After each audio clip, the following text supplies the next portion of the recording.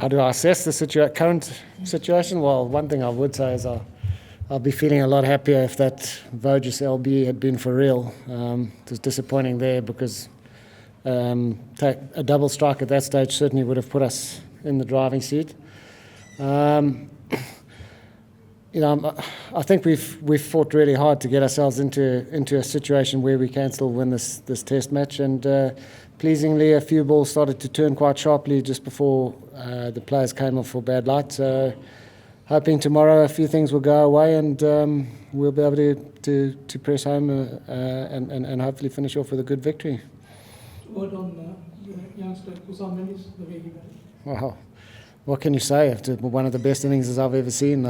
Absolutely brilliant knock. He seemed to have a plan against all the bowlers. He had an option for all of the bowlers. Showed real composure. The odd one did explode and turn on him, but he didn't bother about the previous delivery. He just focused on the next ball and got on with the job. But he is an amazing talent. Works really hard and really loves the game. So it's very exciting for Sri Lankan cricket. Can I just ask about the decision not to use the floodlights in this game in the event of bad light? Does that go across sort of your desk or who decides? No, it doesn't go across my desk. We've sort of got the instruction in the match referees meeting, but I believe it's because there aren't floodlights at all the venues. I think that's the reason for the decision. Yeah. With Mendes, were you expecting him to come on this quickly, or were you think this 21-year-old kid, you throw him in at number 3, it's a big call, isn't it? He's been amazing. He's batted at 3 in all formats over the last couple of months. Shown wonderful maturity. He's shown signs each time of the possibility of making big scores. It's been really exciting cameos each time, but unfortunately now he's got one of those big innings under the belt, and hopefully that'll lead to a lot more. And is it a case that you turned to youth, like you had a youth policy in your selection, or was he front of the queue? A bit of a combination. He's an exciting talent, and we knew he had something special. But had you still had the Sangas and the Mahalas, he probably would have ideally been blooded at a sort of number 6 or 7. But without anybody really putting their hand up to grab that number 3 spot, we thought he was the guy to get in, and he had the technique to handle it. And as I say, each time he went out there, he looked like he had real capabilities to become a world-class and a match-winning number 3, and so we decided to run with him, and it's paid us back. Graham, 2 questions. One is Dhananjay De Silva, who used to bowl off spin. Yes.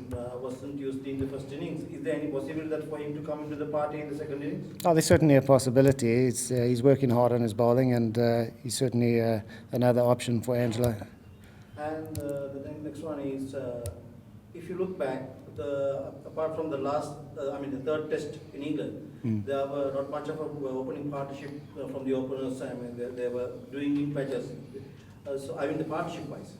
So, do you think that having a different kind of combination in the openers will be fruitful in the next few games? Well, we actually tried a different partnership in the second innings in this game. Unfortunately, it didn't work. But certainly it's always something to think about. Getting off to a good start is such a positive if you can. But then having said that, we've played against England in seaming conditions, and countering the new ball hasn't been easy, and of course Australia have a brilliant new ball attack as well. So it's not an easy job opening the innings, but it's something that we'll look at. We have looked at and we'll continue to look at. Graham, how settled do you think Smith and Voges looked, and how crucial is this 4th wicket partnership to the match?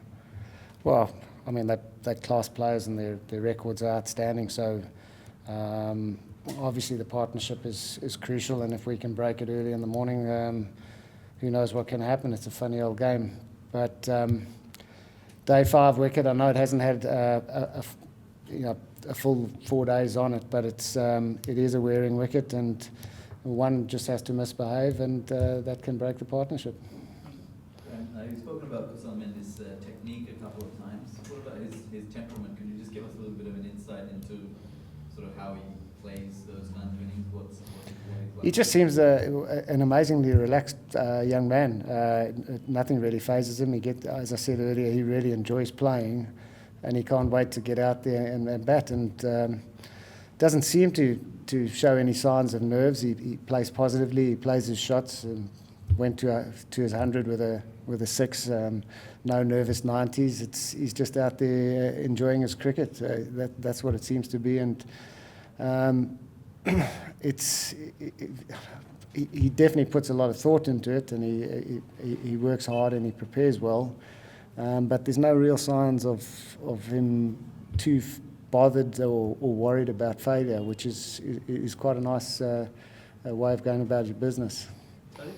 What kind of confidence does Mendes' innings like Mendes' bring to the dressing room? Well, I'm hoping that it's going to rub off on the other fellows. Generally, as a young guy performs well, the other young guys look at it and say, well, if he can do it, I can do it. So hopefully a couple of the other lads will start to do something similar. Last question.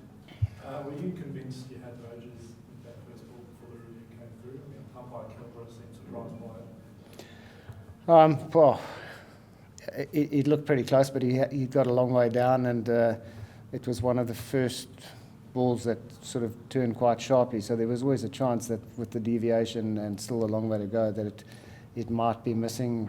Sort of while the replays were being played, we were hoping that it was just clipping. Unfortunately, it wasn't to be.